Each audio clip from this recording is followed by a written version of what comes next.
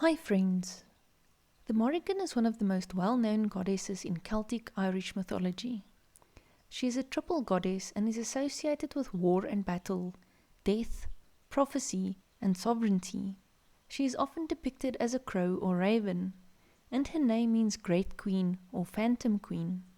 The Morrigan was one of the Tuatha De Danann, who were the folk of the Goddess Danu. Here follows a detailed look at the Morrigan and her role in Celtic Irish mythology. The Morrigan is primarily known as the goddess of war. She was a fearless figure with the ability to shapeshift into any form.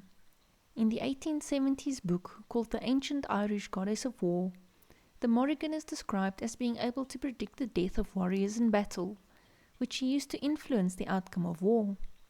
She was sometimes known as the battle crow or war crow, and would often appear to warriors on the battlefield, either in human form or as a crow, and would inspire them to fight fiercely. She was known to incite wars among people and invoke panic, rage, and fury among the warring factions on the battlefield. The Morrigan was also associated with death and the afterlife. She was said to be able to predict the future and would sometimes appear to people as they were dying. There is a strong association between the Morrigan and fertility, in terms of her own sexual allure and her abilities to influence the productivity of the land and its animals. She presented herself in various female forms, from a seductive young woman to an older hag, and several stories depict her seducing men and even predicting victory in battle after she sleeps with them. The festival of Samhain, held on 1 November, is one of the most important in the Celtic year, and celebrates the end of the old year and beginning of the new. On the eve of Samhain, the connection between the other world and this world were thought to be at their weakest, allowing spirits to pass back and forth, and giving rise to the idea of Halloween. Each year, the Morrigan was thought to play a significant role in determining the success and prosperity of the coming year. If the goddess and the Dagda, the king of the Tuatha De Danann and her husband, according to some versions, united sexually at this time of year, the harvest and livestock for the coming year would prosper and flourish. The Morrigan was also associated with sovereignty, meaning that she had the power to bestow kingship or queenship on someone. This was a highly important role in Celtic society, as kings and queens were seen as having a divine right to rule. In this role, the Morrigan was also the one to keep balance in nature regarding the prosperity and fertility of the land and its livestock. If anything or anyone threatened the land, animals or people, she would become a defensive protector. As a shapeshifter, the Morrigan took many forms, both of living creatures such as a wolf and an eel, as well as a pool of water. However, the Morrigan symbol is most commonly associated with the crow.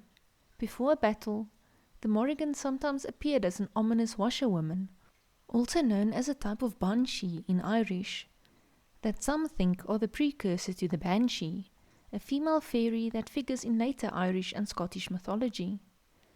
The woman weeping in a river while washing blood-stained clothing appeared as a beautiful young maiden or took the form of an old woman.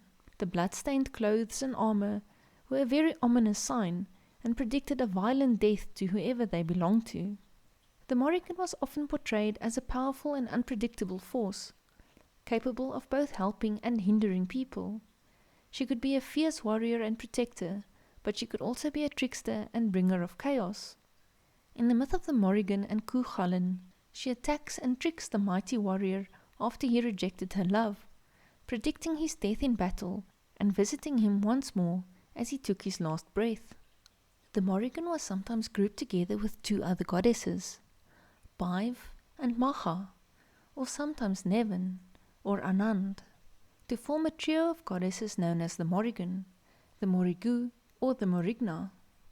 The triple goddess Morrigan should not be confused with the maiden mother crone goddess concept, as the Morrigan was simultaneously one and three goddesses, each with a slightly different role and association, but all linked to war, death, and sovereignty.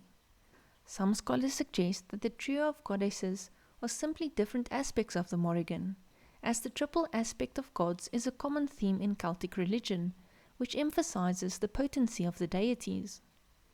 As three sisters, the Morrigan controlled the three aspects of war, while Fate, Havoc and Fear were controlled by Baive, Nevin and Macha respectively.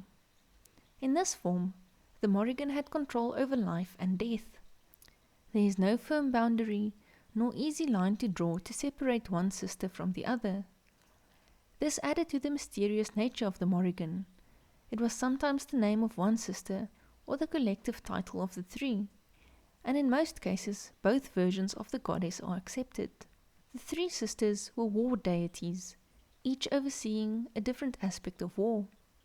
Morrigan was the youngest and was in charge of acknowledging the heroes and inspiring courage. Heroes would often ask the Morrigan to help them win battles before fights. If they felt the Morrigan was on their side, they ultimately knew that they would win. Baive was the flying crow and took care of reaping lives on the battlefield. In this form, Baive could also travel between this world and the afterlife, which enabled her to foresee the future, including predicting the outcome of battles and violent deaths. She rarely interfered with war directly, flying over the battleground as a crow. Macha, on the other hand, was the general, leading the divine armies. She was the aspect of sovereignty and was connected with the land and its fertility, as well as the procreation of livestock.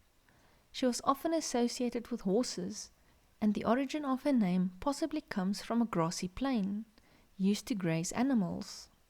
Nevin was connected with the crazed rage and fury of war. Some accounts suggest that her scream alone was thought to be enough to frighten a person to death.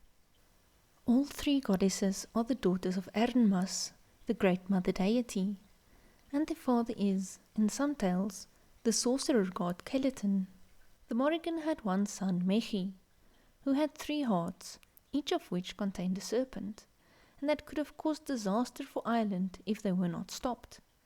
Mechi's father, though, is unknown. When dwelling in this world, the Morrigan's home was thought to be a cave in the county Roscommon in northwest Ireland. This cave was known as the Cave of Cruachan and the Hell's Gate of Ireland, since it was believed to be a passage to the otherworld. In one myth, the Morrigan lures the woman Ordras to her cave by having one of her cows stray inside. The goddess then changes the woman into a pool of water. Interestingly, Cruachan was regarded as the seat of ancient kings in Connacht. The Morrigan has continued to be an important figure in Irish mythology and modern-day paganism. Her associations with death and the afterlife make her a popular figure for Samhain celebrations, while her role as a warrior and protector has also made her a symbol of strength and courage. In summary, the Morrigan is a complex and multifaceted goddess associated with war, death, sovereignty and prophecy. Her power and unpredictability still make her a compelling figure for many people today. As always, thank you so very much for watching. Please support me by subscribing to the channel and liking and sharing the video. You can also go check out my merch store for some cool mythology themed shirts, hoodies, cups and notebooks. Link in the description below. Till next time, bye bye.